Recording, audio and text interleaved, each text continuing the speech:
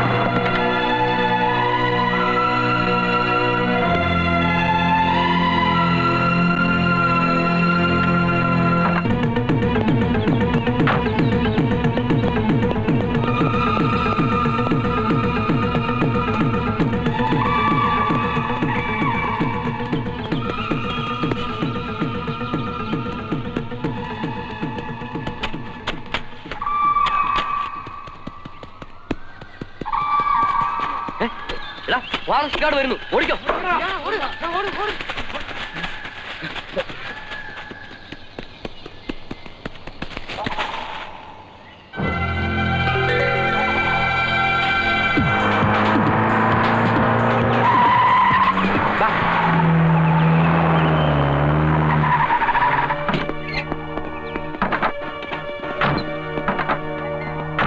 ഇതാ സൂപ്രണ്ടിന്റെ കാറാണ്.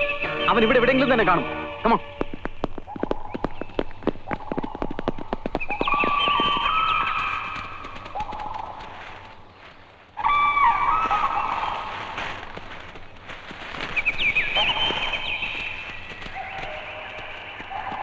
എല്ലാവരും കൂടെ ഒന്നിച്ച് വരണ്ട. രണ്ടുപേരും ആ ഭാഗത്ത് നോക്ക്. നിങ്ങൾ ഇതിലേ പോ. താൻ എന്റെ കൂടെ വാ. കമോൺ.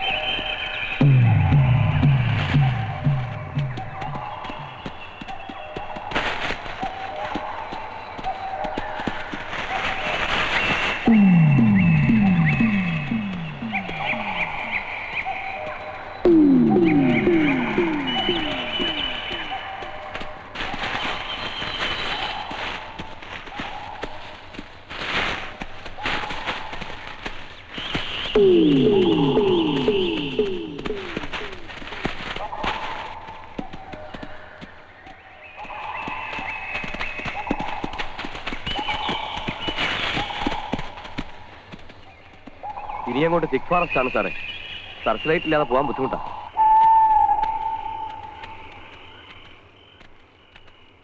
നല്ല തണുപ്പുണ്ടല്ലോടാ രാജപ്പ. ശരിയാണ് ആശാനെ, തണുപ്പ് അറിയാതിരിക്കണ ദിവസം മറ്റവൻ അടിച്ചാൽ മതി. പക്ഷെ ആശാൻ തൊടില്ലല്ലോ. അതെ, സ്വയബോധത്തോടെ വേണം വേട്ടക്കിറങ്ങാൻ. അല്ലെങ്കിൽ തോക്ക് അവനാന്റെ നെഞ്ഞത്തേക്ക് എന്നെ തിരിച്ചു പിടിച്ചെന്ന് വരും.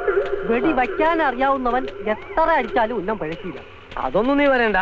ഒരു കാലത്ത് ഞാനും വലിയ വെടിക്കാരൻ തന്നെ ആയിരുന്നു. എന്നാ വെടിയെന്നോ? എടാ, മുക്കത്ത് മൂസാന്ന് കേട്ടാലേ ആ കാണുന്ന മലയിലുള്ള വലിയ വലിയ മൃഗങ്ങളൊക്കെ കിടുകിട വെറുക്കായിരുന്നു. ഒരു ദിവസം ഞാൻ തോക്കേറ്റൊന്ന് വേട്ടക്കിറങ്ങി. കാട്ടിലോ അതോ കടലില്? എടാ, കാട്ടിലല്ലാണ്ട് ഓടാണ്ട മലണ്ണാനെ വേട്ടക്കിറങ്ങല്. ഞാൻ തോക്കേറ്റ് മുന്നോട്ട് പോകുമ്പോ ഞാൻ നേരെ മുമ്പിൽ നിൽക്കണ്. ആര്? നമ്മുടെ ഈ ആശാനോ? ആശാനല്ലടാ, ഒരു കൊമ്പനാന. കൊമ്പൻ തലയും കുരിക്ക് എന്നെ കൊള്ളങ്ങനെ വരുമ്പം കൊടുത്ത് ഞാനൊരു പടി അതാ കിടക്കണു. ആനയോ? ആനല്ലടാ, ഞാൻ തന്നെ ചെയ്താനെ. എങ്ങനെ വീണെന്ന് ചോദിക്ക്. എങ്ങനെ വീണ്? സ്റ്റെപ്പ് തെറ്റിപ്പോയി. നിർത്തുന്നുണ്ടോ രണ്ടുപേരും? വാ വിളിച്ച രണ്ടും വീരന്മാരാ. വേട്ടയ്ക്ക് വരുമ്പോഴാ ചളവാടിക്കുന്നത്. ഇപ്പൊ മനസ്സിലായല്ലോ. വേട്ടക്ക് പോകുമ്പോ സൈലന്റ് ആയിരിക്കണം.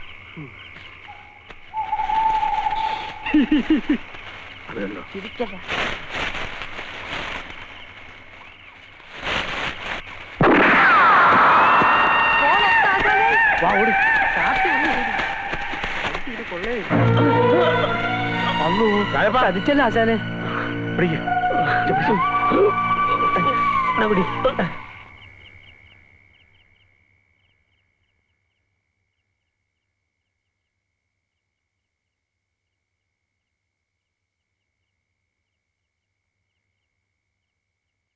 വന്നത് വന്നു. ഇനിയിപ്പൊ അതും ഇതും ആലോചിച്ചിട്ട് എന്താ കാര്യം? നേരെ ഒരുപാടായി. വന്നിടന്ന് ഉറങ്ങാൻ നോക്ക്. നിയമത്തെ മറികടന്നിട്ടാ ഞാൻ അവന് കൂടുതൽ സ്വാതന്ത്ര്യം കൊടുത്തത്.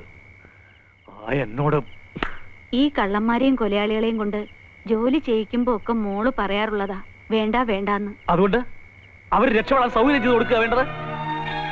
ഓ, എന്റെ പൊന്നുമോക്ക് തൃപ്തിയായല്ലോ അല്ലേ?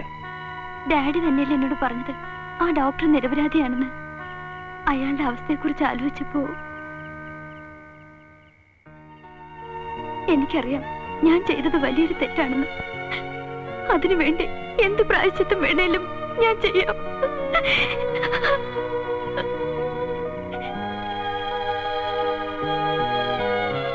ഒന്നുമില്ല ഞാൻ എടുക്കാം. ഞാൻ ചെയ്തോളാം. ശരി.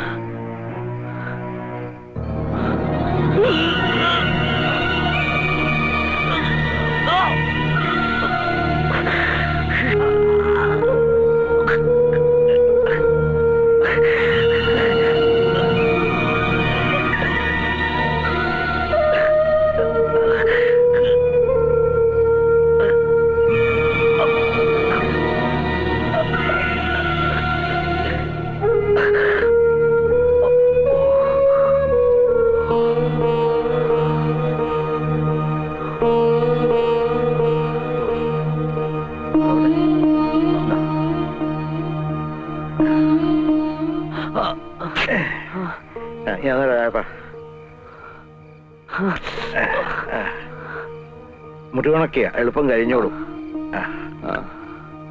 തുണിയാ എന്താ പേര്? രാഘവൻ. അപ്പൊ നാടും വീടും ഒക്കെ കുറച്ചകലെയാ. ഇവിടെ എന്തിനു വന്നു? ഒരു ജോലി അന്വേഷിച്ചു വന്ന. അധികം സംസാരിക്കണ്ട. ഈ മരുന്ന് വെച്ചിട്ട് കുറച്ചേരം കിടന്നുറങ്ങിയ വേദന മാറിക്കോളൂ.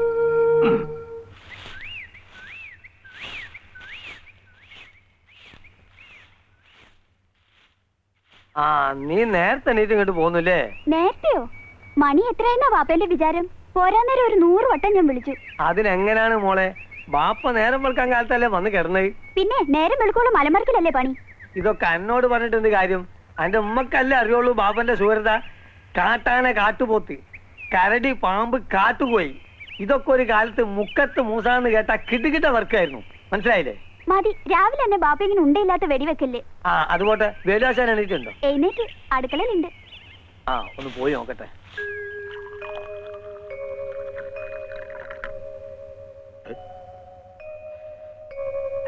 തന്റെ വീട്ടിൽ വെപ്പും കൂടി ഒന്നും ഇല്ലടോ? ഇല്ലാഞ്ഞിട്ടല്ല, ഉള്ളത് പറയാലോ. ആശാന്റെ കൈ കൊണ്ട് കിട്ടുന്ന ഒരു ഗ്ലാസ് കട്ടൻ കാപ്പി ഉണ്ടല്ലോ, ഐ പുറമേ ഒരു ഗ്ലാസ് ബദാങ്കീർ കുടിച്ചാൽ കൂടി ഇത്ര സുഖം കിട്ടൂല. കൊച്ചുളുപ്പാങ്കാലത്ത് കയറി വന്നെ സൂചിപ്പിക്കല്ലേ മൂസ. ആശാന്റെ ഒരു കാര്യം. ഓ, അതോ? അതെ, ഒരു മാമൻ. ഒരു മാമൻ. അമ്മുകുട്ടി, അത് ഒരു പുത്തം പുതിയ മാമൻ. പുതിയ മാമനോ? ഞാൻ ആ മാമനോട് പിടിക്കട്ടെ? പിന്നെന്താ മോള് തന്റെ ഈ കാപ്പി കൊണ്ടുപോയി ആ മാമന് കൊടുക്ക. ആ, അപ്പൊ ഇഷ്ടം പോലെ മിണ്ടും ചെയ്യാം. അതെ.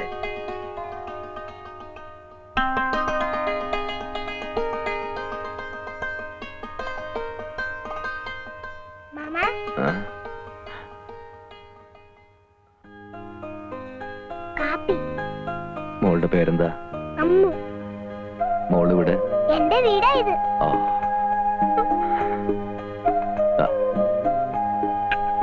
മാമന്റെ പേരെന്താ? രാഘവൻ. ഇത് എന്ത് പറ്റിയതാ? അത് മാമനൊന്ന് വീണതാ. ഒത്തിരി ചൊല്ലുന്നു. കുറച്ച്. ആഹാ, നിങ്ങൾ ലോഹിക്കാരായപ്പോഴേക്കും എന്റെ മോടെ മോളാ. അയ്യേ, ആരോരും ഇല്ലാത്തവനാണെന്നുള്ള തോന്നല് മറക്കുന്നത് ഇതിനെ കാണുമ്പോഴാ. എങ്ങനെയുണ്ട് രാഘവ? വേദന കുറവുണ്ടോ? എന്നാലേ നിങ്ങൾ ആയുസിന്റെ നിങ്ങളൊന്ന് കൂട്ടിയാൽ മതി. ആശാന്റെ കാഞ്ചിന്റെ മുമ്പിൽ നിന്ന് രക്ഷപ്പെട്ട ഒരൊറ്റ ജീവിയും ഇല്ല. അല്ലേ? കേട്ടില്ലേ? സന്ധ്യയാകുമ്പോഴേക്കും വേദന അല്പം കുറയും. ഇന്ന് തന്നെ പോയാ കൊള്ളാന്നുണ്ട്. എവിടെ പോവാൻ? മുറി ഉണങ്ങാൻ ഇനി 4-5 ദിവസം കൂടെ എടുക്കും. മാത്രമല്ല, ഒരു ജോലി അന്വേഷിച്ച് വന്ന ആളല്ലേ താൻ. എവിടെയെങ്കിലും എന്തെങ്കിലും തരപ്പെടുമോ നോക്കാം. നാട്ടിലുള്ള ഭീകര ജീവികളെക്കാൾ സ്നേഹമുള്ളവരാണ് ഈ കാട്ടിലുള്ളത്. നിങ്ങൾ ഒന്നും പേടിക്കാതെ